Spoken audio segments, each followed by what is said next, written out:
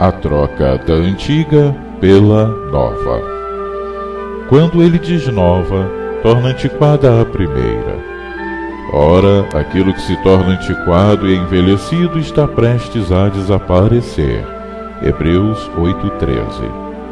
Toda vez que abrirmos as páginas do Velho Testamento, devemos sempre colocar como pano de fundo o Evangelho de Cristo, para que não tomemos ao pé da letra, como mandamento divino ordenado aos discípulos de Jesus, muitos dos preceitos da antiga dispensação, que durou de Moisés a João Batista, como se afirma em Mateus 11:13 e Lucas 11:16, os quais não podem e não devem ser aplicados na nova dispensação em que estamos vivendo há cerca de 2 milênios. A lei antiga, determinada por Deus para vigorar em Israel por cerca de 1440 anos, prescrevia morte por apedrejamento em razão de determinadas transgressões daquela lei dada por meio de Moisés.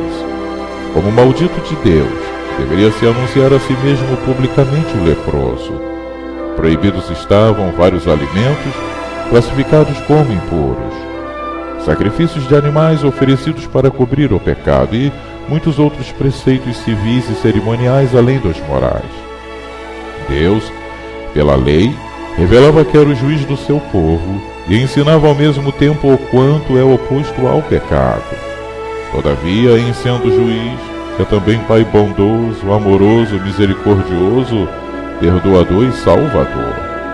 E como revelou isto, já que os preceitos da lei antiga poderiam ofuscar tais atributos relativos à sua completa longanimidade, amor e bondade, ele o fez trazendo uma nova lei por meio de Cristo para substituir a antiga, como afirma em Jeremias 31 a 34.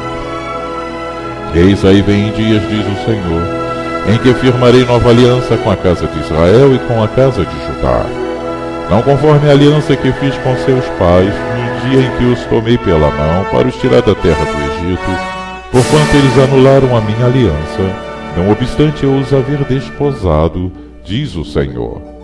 Porque esta é a aliança que firmarei com a casa de Israel depois daqueles dias, diz o Senhor. Na mente lhes imprimirei as minhas leis, também no coração lhes inscreverei. Eu serei o seu Deus e eles serão o meu povo. Não ensinará jamais cada um ao seu próximo, nem cada um ao seu irmão, dizendo, conhece ao Senhor, porque todos me conhecerão, desde o menor até o maior deles, diz o Senhor.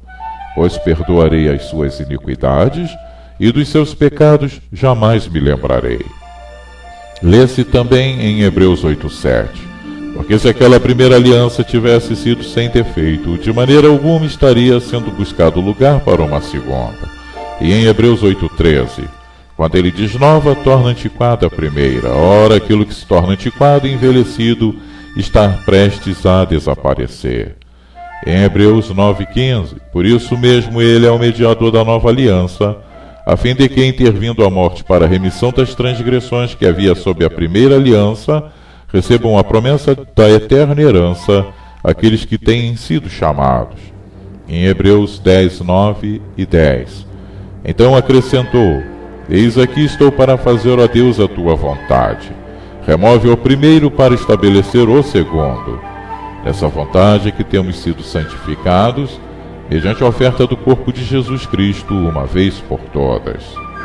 A lei da nova aliança, do Novo Testamento, do Evangelho, da graça, pela qual se revogou a primeira, é chamada pelo apóstolo de lei régia, em Tiago 2:8, porque prescreve o amor ao próximo sem qualquer tipo de condenação legal, conforme ocorria na primeira, apesar de também prescrever o amor ao próximo. Assim, a lei do amor de Cristo não vigora pelo cumprimento de ordenanças cerimoniais e civis, como a primeira, mas simplesmente por fé, graça, misericórdia e arrependimento. A punição dos malfeitores é designada para as autoridades civis de cada nação, conforme determinação da parte de Deus. Não é, portanto, uma característica ou atribuição do Evangelho, pelo qual se oferta a libertação do espírito do jugo e condenação do pecado.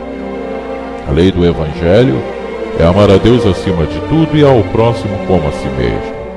O amor nunca busca o mal, ou o que seja do próprio interesse. não se conduz inconvenientemente, não é preconceituoso, enfim, o amor faz somente o bem ao seu semelhante, como se lê em Mateus 22, 35 a 40. E um deles, intérprete da lei, experimentando-o, lhe perguntou: Mestre, qual é o grande mandamento da lei? Respondeu-lhe Jesus: Amarás o Senhor teu Deus de todo o teu coração, de toda a tua alma e de todo o teu entendimento. Este é o grande e primeiro mandamento. O segundo, semelhante a este, é: amarás o teu próximo como a ti mesmo. Destes dois mandamentos dependem toda a lei e os profetas. E em Romanos 13:10, lemos: o amor não pratica o mal contra o próximo, de sorte que o cumprimento da lei é o amor. Poderia haver uma lei melhor do que essa? No episódio da mulher adúltera, que Jesus livrou da condenação por apedrejamento, podemos constatar o quanto ele realmente mudou a antiga lei por uma nova, porque pela antiga ela deveria morrer apedrejada. É por isso que é ordenado por Cristo aos cristãos na Bíblia que façam o convite da salvação pelo Evangelho a todas as pessoas em todos os lugares da terra. E disse-lhes: ide por todo o mundo e pregai o Evangelho a toda criatura. Marcos 16:15. Este convite consiste basicamente no oferecimento gratuito que ele está fazendo da sua própria justiça divina, amor e misericórdia para perdoar todos os nossos pecados e justificar a todos os que nele crerem, de modo que sejam livrados da condenação e para o recebimento da vida eterna. Todavia, em havendo recusa em seu ouvir a mensagem do Evangelho, o próprio Cristo ordena que não haja insistência. Quem vos der ouvidos, ouve-me a mim, e quem vos rejeitar, a mim me rejeita. Quem, porém, me rejeitar, rejeita aquele que me enviou. Lucas 10:16. Se em algum lugar não vos receberem, nem vos ouvirem, ao sairdes dali, sacudi o pó dos pés em testemunho contra eles. Marcos 6:11. O Evangelho é o tempo da paciência, da misericórdia, da longanimidade de Deus para com todos os pecadores. A ninguém Deus está condenando enquanto durar esta dispensação. Ao contrário, está salvando. Se alguém ouvir as minhas palavras e não as guardar, eu não o julgo, porque eu não vim para julgar o mundo, e sim para salvá-lo. Quem me rejeita e não recebe as minhas palavras, tem quem o julgue. A própria palavra que tenho proferido, essa o julgará no último dia. João 12:47 a 48. O Evangelho é a lei divina, se assim podemos nos referir a ele, na presente dispensação da graça. E esta lei de justiça oferecida para nossa justificação e perdão, a ninguém condena. É a rejeição do Evangelho, segundo o nosso Senhor Jesus Cristo, que será o motivo da condenação no último dia, como ele o afirma em João 12:48. Porque Deus amou ao mundo de tal maneira que deu o seu Filho unigênito para que todo que nele crê não pereça, mas tenha vida eterna. Porquanto Deus enviou o seu Filho ao mundo, não para que julgasse o mundo, mas para que o mundo fosse salvo por ele. Quem nele crê não é julgado, o que não crê já está julgado, porquanto não crê no nome do unigênito Filho de Deus. João 3:16 a 18. E disse-lhes: ide por todo o mundo e pregai o Evangelho a toda criatura. Quem crer e for batizado será salvo. Quem, porém, não crer será condenado. Marcos 16:15 e 16. Esta nova dispensação do Evangelho substituiu a chamada antiga dispensação da lei de Moisés, porque Jesus se ofereceu a si mesmo como sacrifício em nosso lugar, para satisfazer a exigência da justiça divina.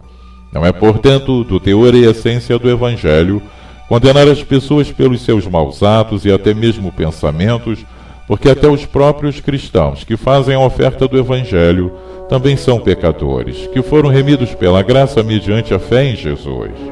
Aos que têm abraçado a fé no Evangelho, Cristo lhes impõe a disciplina da nova aliança, pela admoestação mútua, a prática do amor e das boas obras.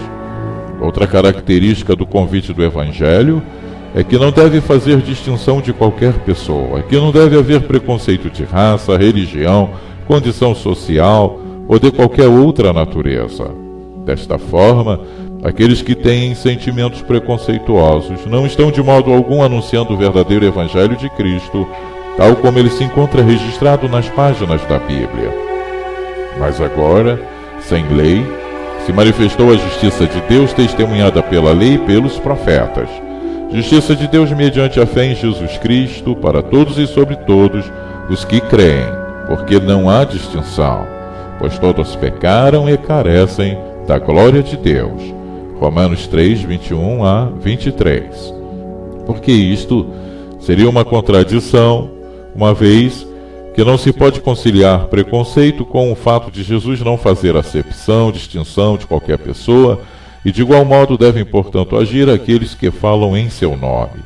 Por outro lado, deixar de anunciar o Evangelho, em desobediência ao mandamento de Deus, para o bem eterno dos ouvintes que o receberem, por livrar o espírito da condenação eterna a ser proferida no dia do juízo final, seria então uma grande prova de falta de amor e de misericórdia para com nossos semelhantes, esconder deles esta mensagem ou então adulterá-la. Por isso é também ordenado nas Escrituras que você deve ter cautela com o ensino de falsos pastores, profetas e mestres que falam em nome de Cristo e que se dizem cristãos e mensageiros genuínos do Evangelho, quando na verdade não são, e o fazem por motivo interesseiro e por torpe ganância. Como lemos em Mateus 7,16: Acautelai-vos dos falsos profetas, que se vos apresentam disfarçados em ovelhas, mas por dentro são lobos roubadores. Também, 2 Pedro 2:1, 2, assim como no meio do povo surgiram falsos profetas, assim também haverá entre vós falsos mestres, os quais introduzirão dissimuladamente heresias destruidoras, até ao ponto de renegarem o soberano Senhor. E muitos seguirão as suas práticas libertinas, e por causa deles será infamado o caminho da verdade. Mateus 10, 16, 17. Eis que eu vos envio como ovelhas para o meio de lobos. Sede, portanto, prudentes como as serpentes e simples como as pombas. Acautelai-vos dos homens, porque vos entregarão aos tribunais e vos açoitarão nas suas sinagogas. Mateus 10, 25. Mateus 10, 25. Basta ao discípulo ser como seu mestre e ao servo como seu senhor. Se chamaram Beelzebul ao dono da casa, quanto mais aos seus domésticos. A prudência da serpente é recomendada pelo Senhor aos que se empenham na obra da pregação do Evangelho ao lado da simplicidade das pombas. As serpentes evitam confrontos desnecessários, mas atacam quando são atacadas. Por isso o cristão deve reter apenas a prudência da serpente e associá-la à inofensividade das pombas, que nunca atacam quando são atacadas. Por fim, ao concluir esta breve explanação, deve ser dito que a ninguém deve ser imposto o Evangelho como uma forma de obrigação a ser cumprida, e nem mesmo nas congregações de Cristo, porque Deus quer ser amado e adorado em espírito e de modo voluntário. Ninguém deve ser condenado ou acusado por conta da religião ou costumes que tenha adotado, evidentemente, é claro, desde que não infrinjam as normas legais e os costumes de cada sociedade a qual se pertença, mas isto não é um encargo dos cristãos enquanto cristãos, mas das autoridades constituídas. Os mensageiros do Evangelho devem ser promotores da paz. Por isso é dito por Cristo que bem-aventurados são os pacificadores. Para este propósito, da promoção da paz e do bem-estar dos seus semelhantes, devem orar em favor de todos os homens, como recomenda o apóstolo em 1 Timóteo 2, 2 a 4. Antes de tudo, pois, exorto que se use a prática de súplicas, orações, intercessões, ações de graças, em favor de todos os homens, em favor dos reis e de todos os que se acham investidos de autoridade, para que vivamos vida tranquila e mansa, com toda piedade e respeito.